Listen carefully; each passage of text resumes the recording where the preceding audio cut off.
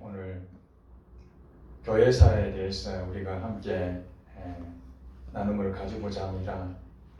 중세시대에 또 종교 개혁을 통해서 우리에게 어떤 도전이 필요하고 또 우리가 어떻게 신앙생활을 해야 되는지 다시 한번 더 지나온 과거를 돌이켜보고 그 역사를 공부하면서 우리가 깨닫는 시간 되게 하시고 우리 신앙에 적용할 수 있는 은혜 시간, 귀한 시간 되게 하여 주시옵소서.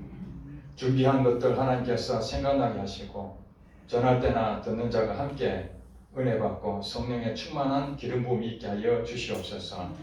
하나님, 이 시간 강의로 듣는 것으로 족한 것이 아니라 이것이 하나님께서 우리에게 교회에 해야 할 일이 무엇인지, 우리의 신앙이 무엇인지를 다시 한 번 더 점검하고 깨달아져서 한국 교회가 새롭게 변화되는 계기가 되게 하여 주시옵소서. 예수님 이름으로 기도드립니다. 아멘. 편히 지내셨습니까? 네. 여러분들은 그냥 앉아서 이렇게 들으면 되는데 강의를 하는 입장에서는 이제 한 3주 정도 이렇게 시간을 주는데 하고 집에 가면은 아무것도 못합니다. 그냥 다 풀려가지고 다 소진이 됩니다. 그리고 한 며칠 끙끙 앓다가 이제 다음에 또 무엇을 또 준비를 해야 되나, 그래서 책을 여러 가지 보면서 그 책에 대한 것들이 다 다양하게 또 적혀 있잖아요. 역사의 관점에서 보는 눈이 또 다르기 때문에 그래서 그것을 보고 또 제 나름대로 해석을 해야 되고, 그래서 지난번까지 제가 다 외워가지고 여러분한테 얘기를 했습니다. 그러니까 더 여러분들에게 좀 더 머리에 속속 들어오도록 그렇게 하려고 그랬는데 여러분들이 필기도 해야 되고 또 뭔가 이렇게 정리도 해야 되고 이런 부분에서 곰곰이 생각해 보니까 여러분들을 위해서 이렇게 좀 적어 드리는 것이 좀 더 유익하겠다 생각이 되고, 저도 정리하는 것이 좀 낫겠다 그런 생각이 좀 듭니다. 안 그러면 두서없이 왔다 갔다 할 수 있으니까. 그래서 이번에는 여러분도 좋고 저도 좋고 이렇게 칠판에 적어서 이렇게 강의를 하게 됐습니다. 이번에 그 주제는 종교개혁입니다. 종교개혁. 우리 개신교라 그러죠. 지금 우리가 믿고 있는 기독교. 이 기독교의 시작점이 어디서 시작이 됐느냐. 물론 예수님께서 초대교회에 제자들을 통해서 교회가 시작이 된 것은 맞습니다. 그러나 그 오랜 시간 동안 핍박 가운데 있다가 로마에 의해서 기독교가 공인이 되고 국교로 지정이 되면서 실제로 전 세계, 우리가 그 당시에 세계라 그러면 유럽을 전 세계 중심지라고 이렇게 봅니다. 그래서 거기서 기독교 아니면은 다른 종교를 믿을 수 없는, 그러면서 1000몇백 년이 이렇게 흘러오게 된 것이죠. 그런 과정에서 여러분도 보시면 알겠지만은 초대교회에 그때의 당시는 예수님에 대해서 증거하면은 핍박을 기본으로 받게 되겠죠. 그리고 앞장서서 일하는 사람들은 목숨을 먼저 내걸어야 될 상황입니다. 앞장서서 하는 사람은 일단 감옥에 가든지 죽음을 불사하겠다, 그런 생각이 있기 때문에 서로 하겠다고 하겠습니까? 서로 안 하겠다 하겠습니까? 서로 안 하겠다 할 것이죠. 부패할 수가 없는 것입니다. 그리고 예수 믿는 사람들은 전부 다 예수님을 믿는과 동시에 마찬가지로 박해를 이미 마음속에 준비를 하고 있어야 되는 것입니다. 지금처럼 안 믿으면 그냥 교회 떠나버리면 그뿐이 아니라, 그러니까 예수를 믿는다는 것은 내 인생의 전부를 거는 거죠. 예수님이 나의 주인이십니다, 나의 하나님이십니다, 이렇게 도마가 고백한 것처럼 그 당시에 우리 신앙인들은 사람은 많지 않았지만 믿으려면 제대로 믿고 안 믿으면 그냥 포기해버리고, 우리가 배도를 많이 하잖아요. 박해를 당하면서 내가 예수님 끝까지 지켜야 되겠지 하면서도 그 박해가 얼마나 심하고 또 인간이 연약하기 때문에 또 넘어지고 그래서 많은 사람이 배도를 했습니다.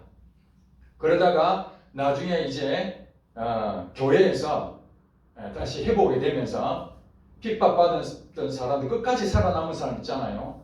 그 사람들은 요즘 말로는 참 믿음이 훌륭하신 분, 영웅 취급받았지만은 중도에 예수님을 배신하고 교회를 떠났던 사람들은 다시 교회로 돌아올 때에 이 사람들을 용서하고 받아줄 것인가? 아니면 끝까지 우리 교회 공동체에서 전형을 시킬 것인가 하는 그런 다툼도 있었다는 것입니다.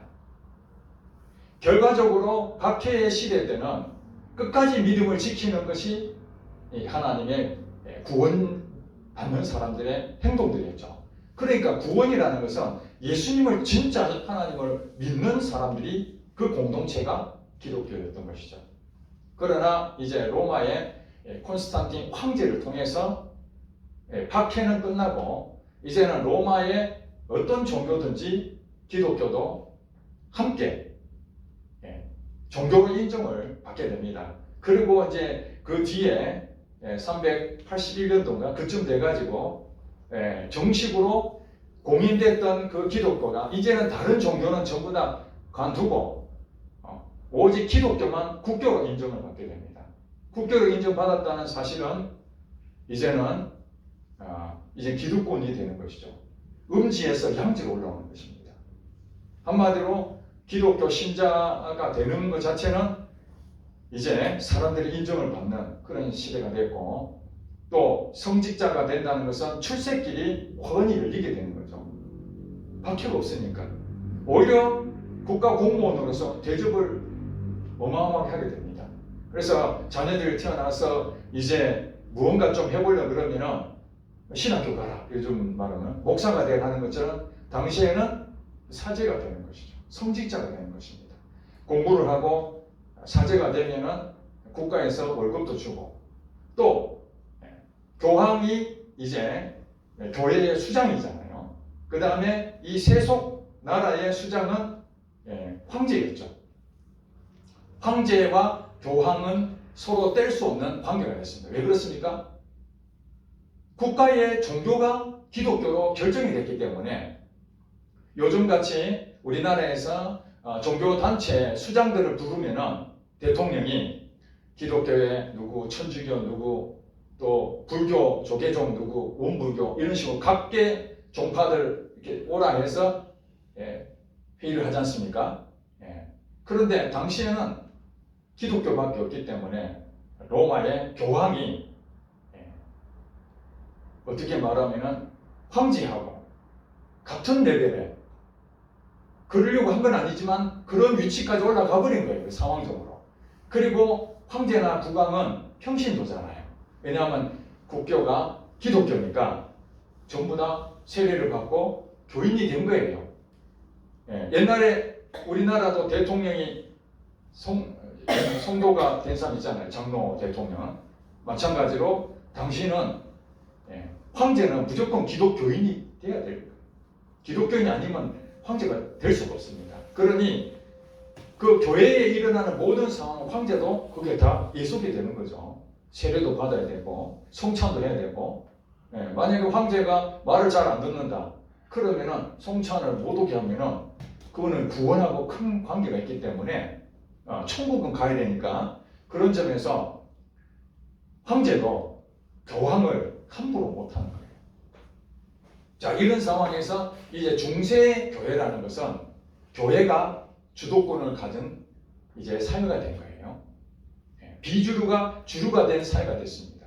이러면서 성직자들이 이제 교권이 굉장히 그 권위가 높아지고 교황이 권위가 높아지고, 그러면서 교회가 부패하기 시작하죠. 세속화하고, 그 다음에 세상에 있는 왕하고 황제하고 서로 주거니 받거니 하면서 누구를 교황을 세울 것인가, 또 대주교는 누구를 세울 것인가 하는 부분에서 서로에게 줄을 잘 대고 돈을 좀 갖다 주고, 이런 상황에서 자기도 지인들 이런 중심으로 공평하지 못한 것이죠.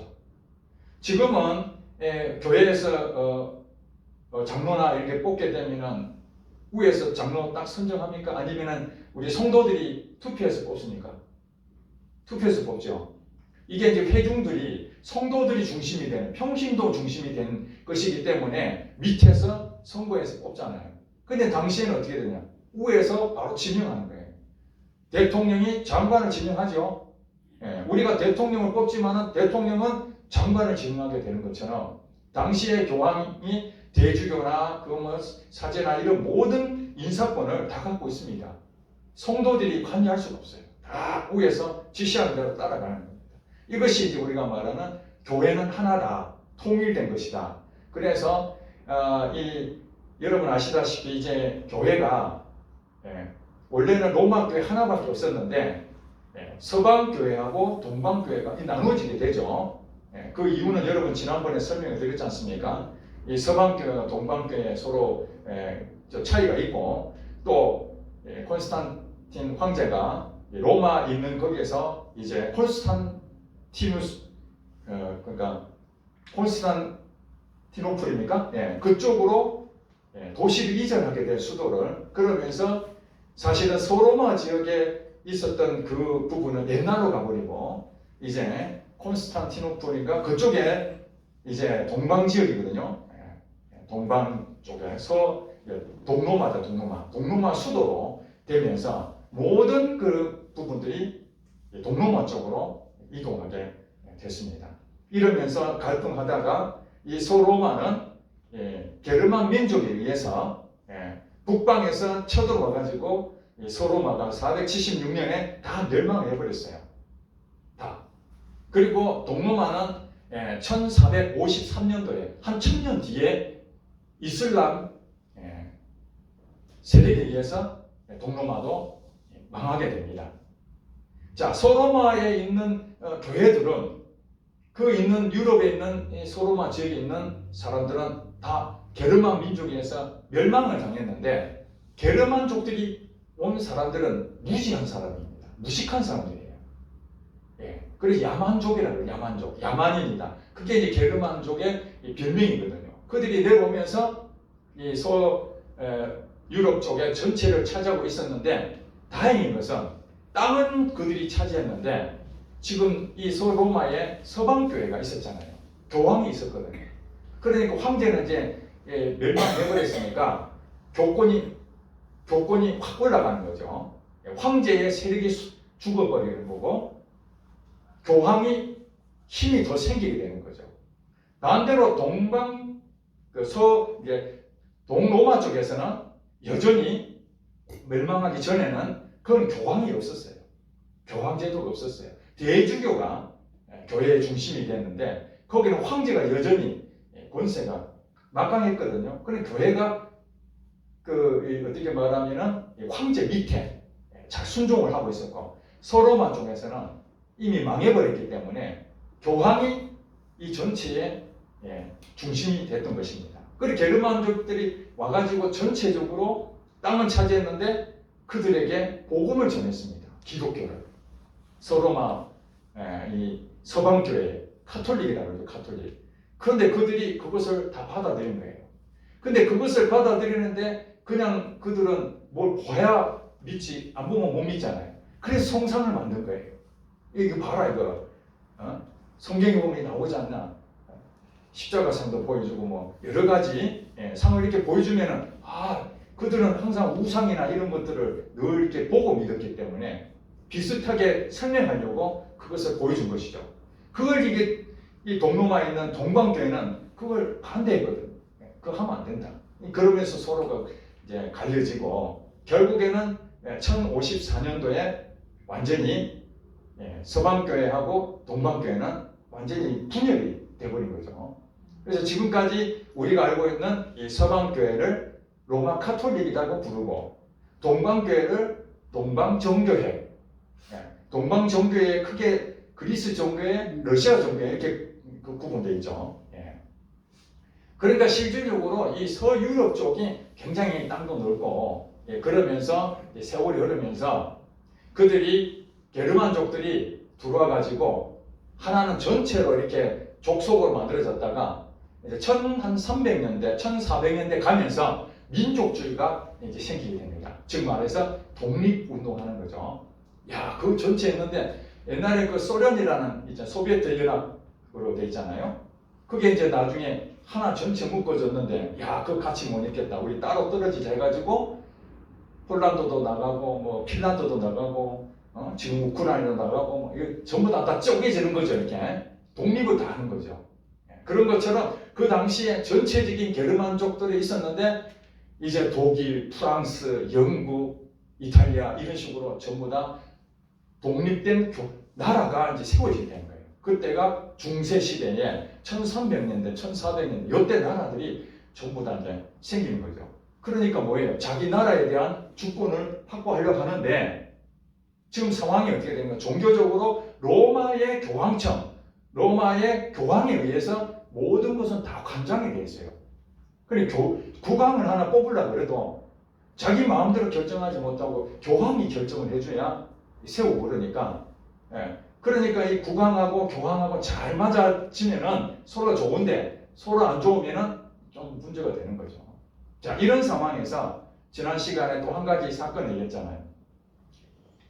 십자군 전쟁 얘기했죠. 십자군 전쟁. 그 1200년대에 이제 끝났는데 그 한 200년 동안 십자군 전쟁이 일어나면서 어떤 일이 생겼느냐.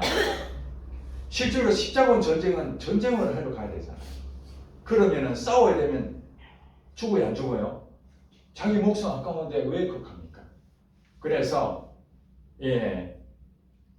교황청에서 그렇게 말합니다. 여러분이 죽으면은 천국 가야 되는데 중간에 가는 곳이 또 하나 있죠. 연옥이라고 그러죠. 지옥 말고 천국 말고 연옥이 있다. 너희들이 죄를 짓고 그러면은 거기에 대해서 고해성사를 하면은 그 죄는 용서가 됩니다. 그러나 죄는 용서가 되지만은 그 죄로 인해서 벌을 받아야 돼요. 무슨 얘기 알겠죠? 그래서 그 벌을 다 줄여주든지 없애주든지 그러기 위해서 그들에게 필요한 것이 뭐냐면은 너희들 전쟁에 나가라. 그러면은 너희들에 대한 그 면죄부 증서를 하나씩 주겠다.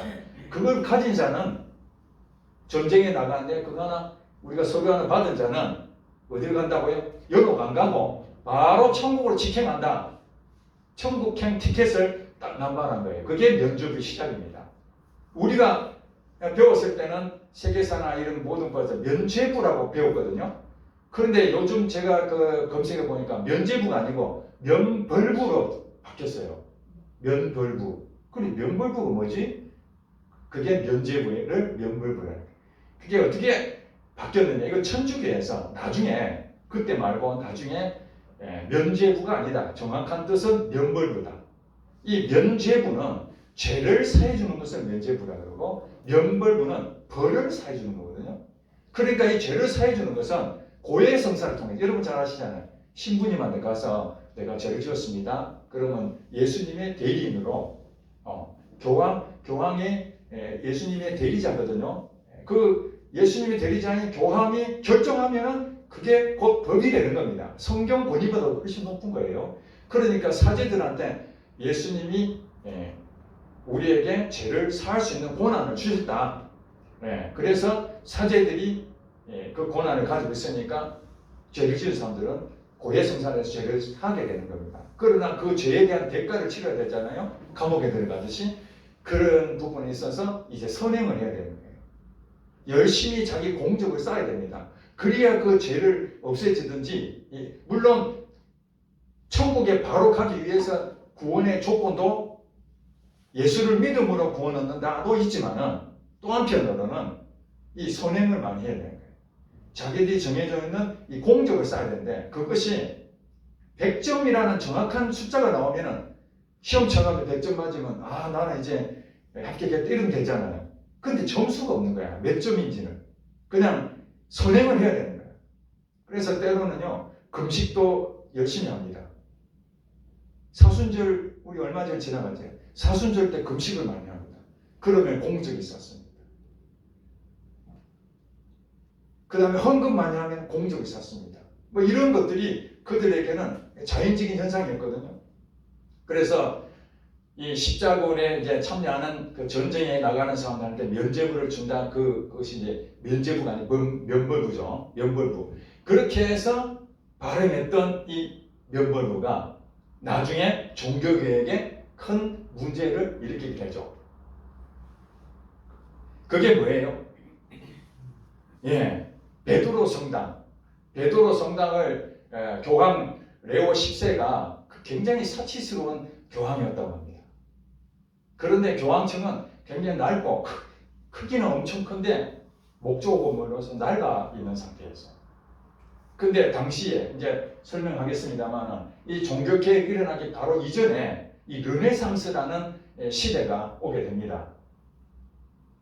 그 가운데에 건축붐이 막 일어나는 거예요. 건축붐이 막 일어나면서 크게 짓고 웅장하고 화려하고 이런 이제 건물이 막 궁예도 그렇게 만들고 왕이 사는 궁전도 그렇게 만들고 교회도 막 그렇게 만드는 거예요. 개척하고 얼마 안 있어서 땅을 사가지고 건물을 짓고 그거 헐고 그 다음에 더 크게 짓고 세계 최대의 교회로 막 짓고 막 그런 것처럼 당시에도 큰 건물을 막 너도나도 짓다 보니까 야 우리도 좀 짓자. 그러면서 레오 10세가 이 베드로 성당이 상징적인 건물이거든요. 성당 중에서는 최고의 좋은 상징적인 건물인데 이거 좀 크게 한번 더 증축을 해야 되겠다. 이런 상황에서 아브레이트라는 그 이 대주교가 있는데 그 사람에게는 한 교구를 맡아서 있는데 이 사람이 그 교구 하나만 가지고 있어도 충분한데 또 하나의 교구를 더 얻으려고 욕심을 부렸어요. 원래는 하나밖에 못하는 교구가. 그래서 이 레오 14세한테 가가지고 이 돈이 없으니까 성당을 지으려는데 돈이 없으니까 내가 그 돈 좀 도와줄 테니까 내게 주교자리를 하나 더 달라. 교구를 하나 더 달라. 그렇게 해서 레오 10세는 그렇잖아 돈이 없어서 성당 크게 못 짓는데 좋아 네가 원하대로 해. 그래서 이 알브레이트라는 그 대주교라는 사람이 은행 가서 대출해가지고 이 레오 10세한테 돈을 줘서 성당 짓게 만들고 자기도 이제 돈을 바쳤으니까 돈이 필요할 거 아닙니까?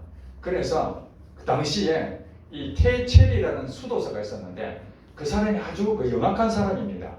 이 구술 이것도 상당히 잘하고 웅변도 잘하고 그래서 그 사람을 딱 섭외해가지고 돈을 좀 찔러주고 내가 이런 일을 하는데 좀 도와달라. 그래서 교황 레오 10세한테 면죄부를 판매할 수 있는 권한을 얻습니다. 돈을 준 대신에 그걸 수도사한테 시킵니다. 네가 사람들한테 좀 얘기해가지고 웅변해가지고 알려서 면죄부 그걸 많이 좀 팔아라. 그래서 그 돈 해가지고 너 좀 먹고 나도 좀 챙겨야 되겠다. 그래서 이 테첼 수도사가 솔깃해서 이제 사람들 앞에 나가서 웅변합니다. 여러분 조상이 지금 저 연옥 불못에서 지금 고통당하고 있는데 여러분 이렇게 지금 배부르고 있으면 되겠습니까? 여러분이 헌금을 해야 된다. 이 면범으로 사야 여러분 조상이 바로 천국에 갈 수 있다. 그 당시에 이 면벌부 그 티켓을 사는데 드는 비용이 그 당시에 송아지 3마리 값이 납니다. 송아지 3마리 값. 그래 돈 있는 사람들은 상관이 없죠. 그거 사면 되니까. 돈 없는 사람들은 자기 부모님 돌아가셨는데 연옥에서 불못이 있다는데 달러빚을 빌려서라도 연불을 사야 되죠. 가족끼리 하나씩 다 사고 뭐. 그런 일들이 그 당시에 널리 퍼졌던 것입니다. 이런 부분들이 그냥 한 번에 터진 것이 아니라 종교개혁의 가장 핵심 인물이 마르틴 루터라고 우리 배웠잖아요. 마르틴 루터. 루터는 우리가 많이 알고 있습니다. 근데 어느 날 갑자기 루터가 야 종교개혁 한번 해야 되겠다 이래서 했느냐? 아닙니다. 사실 비하인드 스토리. 사실은 어떻게 말하면은 데모로 나갔다가 앞에서 이거 해야 되는데 야 네가 나가 하고 뒤에서 등을 딱 밀어가지고 어쩔 수 없이 나가서 데모했던 사람이 마치 루터라는 거예요. 자기가 종교개혁을 일으키려고 계획을 세워가지고 플랜을 짜서 야 이렇게 해서 지금 있는 카톨릭을 완전히 없애버리고 개신교를 만들어야 되겠다 이런 생각을 하게 하는 거 아닙니다. 실질적으로 전혀 상관이 없는. 자 여기서 좀 이따 다시 설명을 드리고 시대적 배경을 우리가 설명한다면 자 십자군 전쟁을 인해 가지고 사람들이 많이 죽었어요. 그죠? 많이 죽었어요. 그 다음에 1300년대에 들어서서 그 당시에 유럽 사회에 대기근이 일어나게 됩니다. 기근이 일어나면은 먹을 것이 없고 물도 없고 그 다음에 사람이 죽게 되죠. 가족이 죽어나갑니다. 자, 그 다음에 1347년도부터 이 흑사병이 돌기 시작하는데 이것은 당시의 그 문헌을 보면은 이 중국에서 왔다고 그럽니다. 코로나가 어디서 왔죠? 우한이라고 그래요. 우한. 예, 중국 우한에서 온 거죠. 중국에는 이 콜레라부터 당시에 너무 지저분한 거예요. 사는 그 습관들이 너무 지저분한 거예요. 땅들은 너무 넓고. 그러다 보니까 이 쥐 한 마리가 어떻게 배를 타고 유럽으로 건너갔는데 그것이 흑사병, 패스트가 됐다는 거예요. 그런데 이 패스트가 그냥 몇 명 죽인 것이 아니라 유럽의 전체 인구의 몇 명? 3분의 1. 3분의 1. 당시에 7,500만 명 정도 되었답니다. 유럽의 인구가. 그 2,500만 명. 대략 2,000만 명에서 2,500만 명 정도가 죽어나가요. 3명 중에 1명이 죽었다는 겁니다. 콜레라가, 지금 우리 코로나가 지금 우리 한국에, 지금 뭐 이제 다 끝났다고 하지만은 코로나 걸린 게 3명 중에 1명 죽는다면 여러분 지금 집 나가겠어요? 못 나갑니다. 그리고 지금은 뭐 예방접종이나 돼 있고 뭐 치료제가 좀 있다 하니까 좀 그런 기대가 있잖아요. 그 당시에는 의약품이 없습니다. 그냥 걸렸다 하면은 그냥 길거리에 버립니다. 다 버려요. 사람이 죽어나가는 시체가 진동을 합니다. 지금 현재 코로나로 인해 가지고 화장장도 지금 대목이 돼가지고 지금 뭐 바로 화장이 안 된다는 정도로 시체도 제대로 못 묻어서 한꺼번에 묻어버리는 상황인데 0.1%도 이 정도인데 30% 정도가 유럽 사회에 지금 그렇다면 곡소리가 얼마나 나겠습니까? 자, 이런 상황에서 죽는다는 것은 기가 막힌 일이죠. 그 다음에 이슬람은 끊임없이 침공을 해오다가 결국에는 1453년대 동로마가 멸망을 당하잖아요. 자, 전쟁을 했다는 얘기는 죽는다는 거잖아요. 자, 이런 사회에서 어떤 일이 생길까요? 죽음이라는 생각을 가지죠. 아, 그 죽음이 늘 우리 함께 있구나. 그러면 이 사람들 어떻게 생각합니까? 이 세상을 생각해서 죽음 이후의 걸 생각해야 됩니까? 죽음 이후에 내세에 대한 걸 생각해야 됩니까? 천국 가요, 천국. 천국에 대한 소망이 굉장히 큰 거죠. 그래서 지금 현재에 살고 있는 우리의 세상은 사실은 천국 가기 위해 준비하는 과정이다. 그렇게 보고 있는 거죠. 오직 천국에 대한 소망을 하니까 이제 죽음에 대한 비즈니스가 사회에 일어나고 있는 것이죠. 그것이 아까 말한 면죄부가 생기게 되고 연옥이 생기게 되고 천국 가야 되는데 바로 천국 가는 것이 아니라 연옥이라는 것이 있어서 그리고 당시에 이제 세례를 받으면 원죄가 다 없어진다. 그 유아 세례를 다 받는 거예요. 원죄를 없애려고. 어린아이들 죽으면 지옥 가면 안 되잖아요. 그러니까 다 유아 세례를 다 받게 하는 거예요. 그래서 아담의 원죄를 없애고 그 다음에 우리가 삶에 지은 죄들 있잖아요. 그런 죄들은 고해 성사를 통해서 죄를 사해지는 거예요. 그러니까 그 사람들은 세례는 필수입니다. 필수. 세례를 안 받으면 안 되는 거예요. 세례를 거부한다? 그러면 그 조직에서 추방당하는 거예요. 거부하는 거죠. 교회를 완전히 멸시하는 건 똑같은 거죠. 그러니까 그들은 이제 이 죽음에 대한 부분들을 하는데 현재 있는 그 교회를 볼 때는 어떤 생각이 들겠어요? 천국에 대한 소망은 있는데 교회 하는 짓을 보니까 이 성직자들이 다 문제가 많은 거예요. 이건 아니다. 그리고 모든 것이 경직되어 있어요. 왜냐하면 전부 다 고행을 해야 되죠. 선행을 해야 되죠. 구원 얻는 것이 정말 힘들잖아요. 그냥 예수 믿으면 구원 얻는다. 지금은 이렇게 간단하지만 그 당시에는 예수 믿으면 구원 얻는다가 아니에요. 평생 살면서 내가 어떻게 해야 천국 갈 것인가 하는 기준이 없어요. 그냥 로마 교황청에서 결정되는데 따라가는 수밖에 없어요. 열심히 따라가는 거예요. 그러다 보니까 그 사람들은 이제 신의 중심에서